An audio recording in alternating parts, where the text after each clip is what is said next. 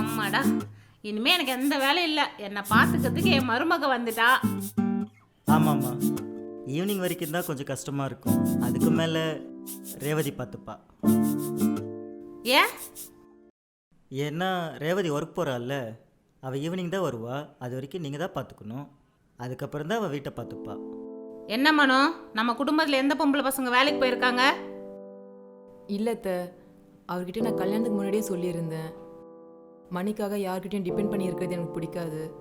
என்னோடய ஓன் எக்ஸ்பென்சஸ்க்காகவாச்சும் நான் வேலைக்கு போகணுன்னு நினைக்கிறேன். இதை பாருமா, நீ உங்கள் வீட்டில் எப்படி வேணா இருந்துக்கோ. ஆனால் எங்கள் குடும்பத்தில் பொம்பளை பசங்க வேலைக்கு போக மாட்டாங்க, வீட்டில் தான் இருப்பாங்க. அது இல்லாமல் பொம்பளை பசங்க வேலைக்கு போனால் எங்கள் குடும்பத்துக்கே அசிங்கம். எங்கள் சொந்தக்காரெலாம் என்ன நினைப்பாங்க எங்களை பற்றி? அது இல்லாமல் நீ வேலைக்கு போனால் வீட்டில் இருக்கிற வேலையெல்லாம் யார் பார்ப்பாங்க? என் பையனோட சம்பாதத்தில் நீ குடும்பம் நடத்தினா போதும். வேலையை ரிசைன் பண்ணிடு. அத்தை, அதுக்கு இல்லை அத்தை. என்ன மனோ, புரிகிற மாதிரி சொல்லிடு.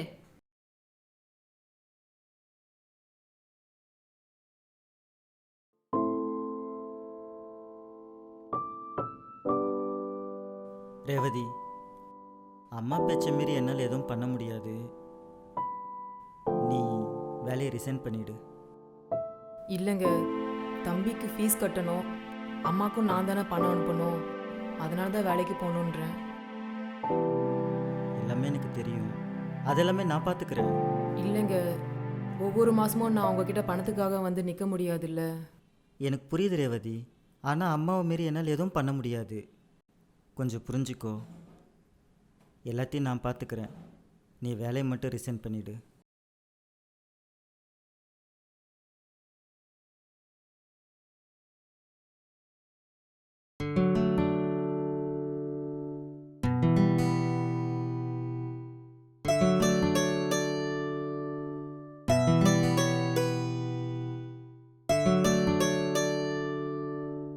மனோ, உங்ககிட்ட ஒன்று சொல்லணும்ப்பா.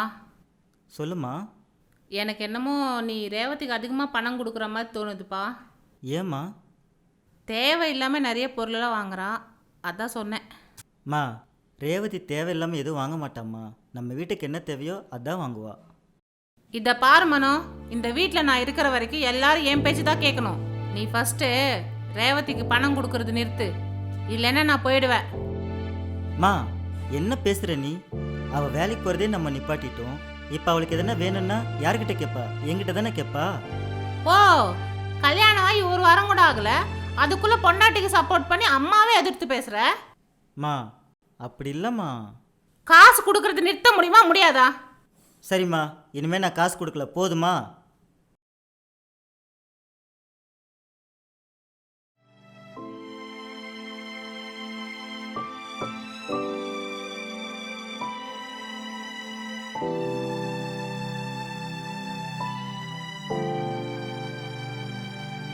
ரேவதி, மணி எத்தனை? அத்தை, இன்னைக்கு சண்டே இல்லை அத்தை, அதான் லேட்டாக எழுந்திரிச்சு சமைக்கலான்ட்டு அசந்து தூங்கிட்டேன் அத்தை. மனோக்கும் இன்னைக்கு ஆஃபீஸ் லீவ் இல்லை. அவனுக்கு லீவு, அவன் தூங்குறான். வாரம் ஃபுல்லாக வேலை பார்த்து டயர்டாகி அவன் தூங்கிட்டு இருக்கா. ஆனால் நீ அப்படி இல்லைல்ல, காலையில் ஏஞ்சி 2 மணி நேரமாக காஃபி குடிக்காமல் உட்காந்துட்டு இருக்கேன். அப்புறம் லோ பிபி ஆயிடுச்சுன்னா பாவம், அதுக்கும் அவன் தான் ஹாஸ்பிட்டலுக்கு கூட்டிகிட்டு அலையணும்.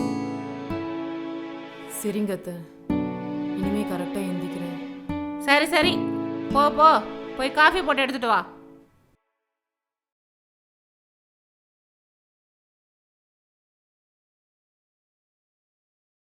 அத்தை, நான் போயிட்டு வரேன் அத்தை.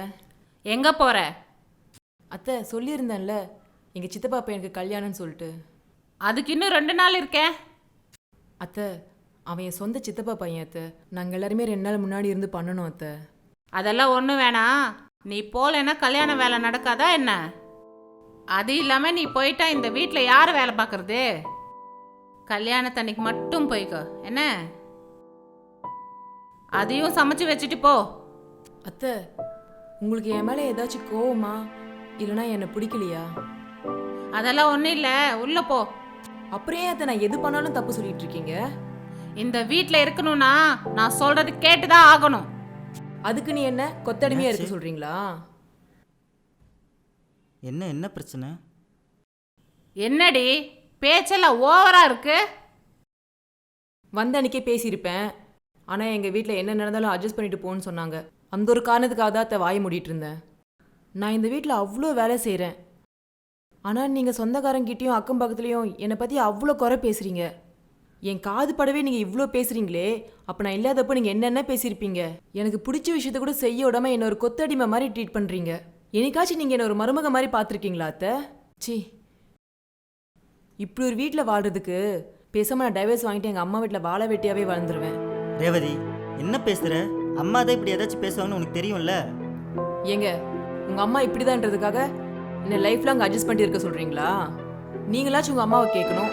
என்னைக்காச்சும் நீங்கள் எனக்கு சப்போர்ட் பண்ணி உங்கள் அம்மா கிட்ட பேசியிருக்கீங்களா? இது எனக்கு மட்டும் இல்லை, ஊரில் நிறைய பொண்ணுங்களுக்கு இப்படி தான் மாமியார் கொடுமை நடந்துட்டு இருக்கு. அவங்களே இதை கேட்குறாங்களா இல்லையான்னு எனக்கு தெரியாது. ஆனால் இனிமேல் என்னால் இதெல்லாம் அட்ஜஸ்ட் பண்ணிட்டு இருக்க முடியாது. நான் இதை தட்டி கேட்டு தான் தீருவேன்.